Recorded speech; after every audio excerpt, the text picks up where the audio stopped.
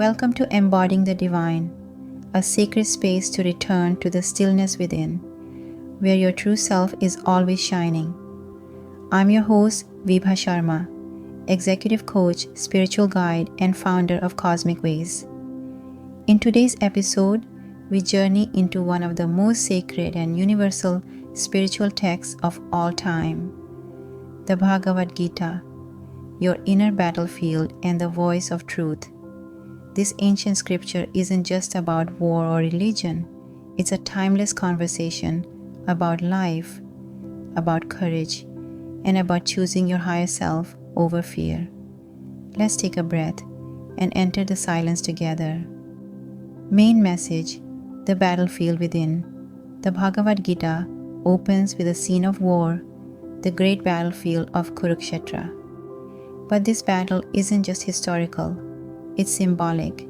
It represents the battlefield within each of us, the space where doubt meets duty, where fear confronts purpose, where the ego resists the call of the soul. Arjuna, the warrior prince, stands in the chariot, overwhelmed, confused, paralyzed. He sees loved ones on both sides of the battlefield, and he asks, "How can I fight?" How often have we asked the same? How can I move forward when I feel torn? How can I take action when I don't have clarity? How can I lead when I feel so small? This is where Krishna steps in, the divine presence, the inner voice, the Atman. He doesn't give Arjuna a simple answer. He awakens him, the voice of Krishna, wisdom beyond emotion. Krishna represents the part of us that knows, not from logic, not from reaction, but from consciousness. He reminds Arjuna and us that we are not the body, not the mind, not the fleeting emotions or circumstances. We are the eternal self, untouched by life or death. You grieve for those who should not be grieved for. The wise grieve neither for the living nor the dead. Gita 2:11. Krishna doesn't shame Arjuna's emotions. He meets him there, in his doubt, and guides him upward. He shows us that clarity is born through spiritual contact, not avoidance, and that real strength comes from surrendering to the divine within, not from egoic control. Practical teachings of the Gita for everyday life. Here are 4 key teachings from the Bhagavad Gita that you can live today as a parent, a leader, a seeker, a soul. 1. Do your dharma without attachment to results.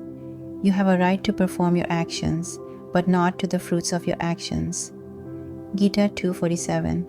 Take the step you are guided to take, not because of reward, but because it's right. Let the outcomes unfold in divine order. 2. Witness your emotions, but don't be ruled by them.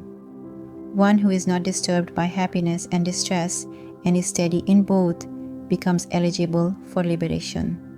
Gita 2:15. Feel fully, but lead from the seat of awareness. 3. Meditate on the self, not the story. Be steadfast in yoga, O Arjuna. Perform your duty and abandon all attachment to success or failure. Gita 2:48. Anchor yourself in silence each day. Even a few moments of stillness can realign you with your source.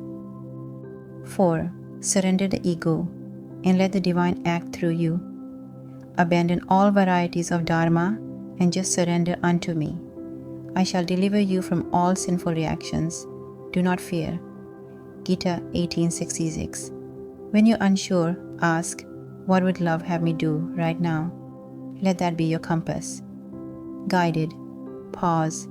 A moment with Krishna. Let's take a brief moment to be with this stillness together. Close your eyes gently. Feel your breath slowing down. And imagine yourself like Arjuna, standing on the edge of action, uncertain. Now visualize a divine presence beside you, steady, radiant, wise. This is the Krishna within you, your own soul. Let it whisper to your heart, you are not this fear, you are not this doubt, you are the eternal, radiant self. Act not from fear, but from truth. Feel yourself aligning with your true Dharma, your sacred path, without needing to figure it all out. Just one step is enough. Closing reflection. The Bhagavad Gita is not just a scripture, it's a mirror. It shows us the war within and the peace that comes when we surrender to the divine within. You don't need to have it all figured out. You don't need to feel ready.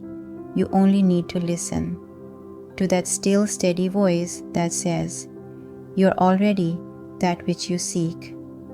So today, walk forward like Arjuna, with sacred action, anchored stillness, and the presence of the divine guiding every breath.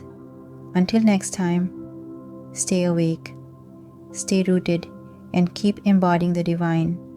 Thank you for joining me today on Embodying the Divine. If today's episode resonated, you can explore more spiritual teachings, meditations, and transformation tools at cosmicways.com or follow me on Instagram and Spotify.